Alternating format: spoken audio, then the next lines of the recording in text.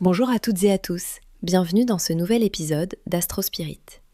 Aujourd'hui, j'ai envie de m'installer un peu plus longtemps avec vous pour explorer un sujet qui nous habite tous, qui nous empêche parfois de dormir ou qui nous fait toucher les étoiles, l'amour. Mais pas l'amour des contes de fées, nous allons parler de l'astrologie relationnelle. Dans une époque marquée par l'hyperchoix, par les rencontres éphémères et ces algorithmes qui semblent parfois nous transformer en produits, nous avons un besoin vital de donner du sens à nos liens. Nous cherchons une boussole dans ce nouveau langage de l'intimité. Imaginez une amie qui, un soir, vous dit qu'elle ne se contente plus de connaître son signe solaire. Elle a découvert sa lune en Scorpion, sa Vénus en Cancer, et elle commence à analyser compulsivement les thèmes de tous ses rendez-vous amoureux. Ce n'est pas une passade, c'est une mutation profonde. Sur AstroTalk, sur les réseaux entre amis, le quel est ton signe a laissé place à une quête de données bien plus complexe. Le couple est devenu une constellation à interpréter. On cherche à comprendre ce que les applications de rencontres ne disent pas. L'astrologie moderne ne se contente plus de nous dire si les Gémeaux s'entendent avec les Balances. C'est fini, cette lecture simpliste. Désormais, on sait qu'un individu est un système entier. Pour comprendre pourquoi vous vibrez avec quelqu'un ou pourquoi ça coince, il faut regarder les piliers de votre thème. D'abord, il y a la Lune, elle représente votre météo émotionnelle, votre besoin de sécurité le plus intime. Puis Vénus, la planète de l'amour, qui définit ce que vous trouvez beau et comment vous exprimez votre affection. Il y a Mars, qui est l'étincelle, le désir brut, la manière dont vous conquérez l'autre. Sans oublier Mercure, le messager, qui gère la qualité de votre dialogue. Et enfin, Saturne et Pluton, qui apportent respectivement la structure et la transformation profonde.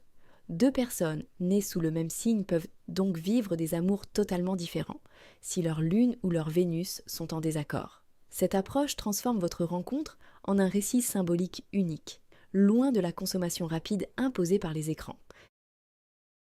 C'est là qu'intervient l'outil magique de l'astrologie, la synastrie.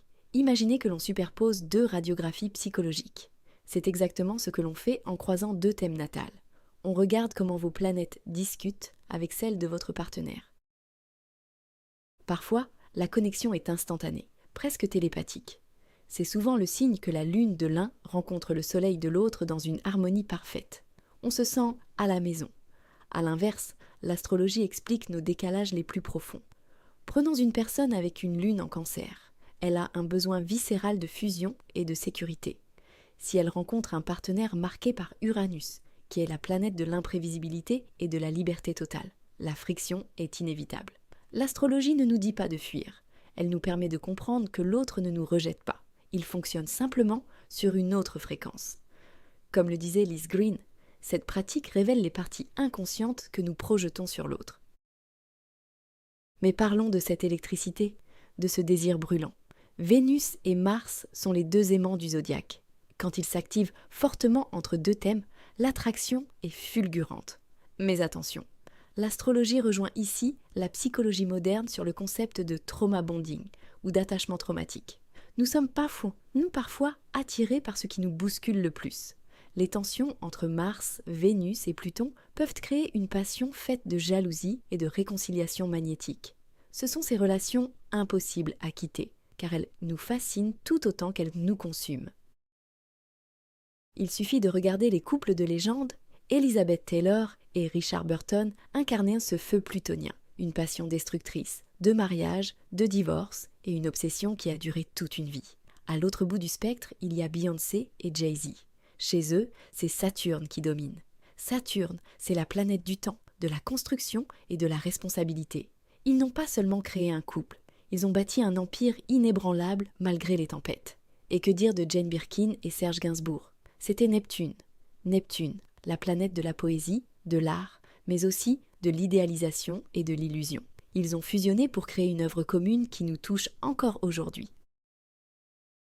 Pour aller encore plus loin, l'astrologie nous propose de regarder le thème composite. C'est une étape vertigineuse. On ne regarde plus deux individus, on regarde la relation elle-même comme une troisième âme.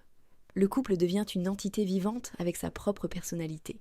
Un couple avec un soleil composite en Scorpion sera volcanique et transformateur.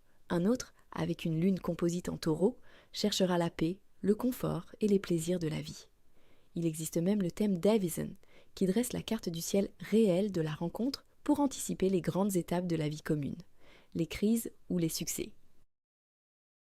Puis, il y a Saturne. Aucune planète n'intrigue autant que ce grand enseignant. Si Uranus provoque le coup de foudre, Saturne est le ciment. S'il touche votre Lune ou votre Vénus, le lien devient sérieux immédiatement. C'est la planète de l'engagement, mais aussi des leçons difficiles. Et pour ceux qui cherchent un sens encore plus vaste, l'astrologie karmique observe les nœuds lunaires et Chiron. Chiron, c'est l'astéroïde de la blessure et de la guérison. Quand il est activé, la rencontre semble inévitable, comme un rendez-vous avec le destin pour sortir de nos schémas répétitifs. Alors, quelles sont les clés d'une relation qui dure? Les astrologues s'accordent sur quelques points essentiels. D'abord, des aspects harmonieux entre le Soleil et la Lune. C'est la promesse d'une compréhension instinctive des besoins vitaux de l'autre. Ensuite, un beau lien entre Vénus et Saturne, pour que l'amour ne soit pas qu'un feu de paille, mais qu'il soit soutenu par la maturité et l'engagement. Et enfin, l'intelligence de Mercure. Si vos Mercures se comprennent, si vous parlez la même langue intellectuelle, vous réglerez les conflits par le dialogue plutôt que par le drame. L'astrologie relationnelle n'est pas une baguette magique, ce n'est pas non plus une science exacte. Ses détracteurs y voient des biais de confirmation. Mais son succès phénoménal aujourd'hui nous dit quelque chose de très beau sur nous. Dans un monde où les relations sont instables, où le ghosting nous blesse, l'astrologie nous offre un miroir psychologique. Elle nous permet d'aborder des sujets que nous peinons à verbaliser, nos peurs, nos dépendances, nos attentes silencieuses. C'est un outil de pouvoir personnel, un moyen de comprendre pourquoi nous attirons certains profils et comment arrêter de souffrir inutilement. En remettant du merveilleux dans notre vulnérabilité, l'astrologie redonne de la profondeur à l'intime. Elle ne cherche pas tant à prédire l'amour qu'à lui donner un sens désespérément humain. Merci d'avoir partagé ce voyage au cœur des astres avec nous. Prenez soin de vos relations et de votre lumière intérieure. À très bientôt sur Astro Spirit.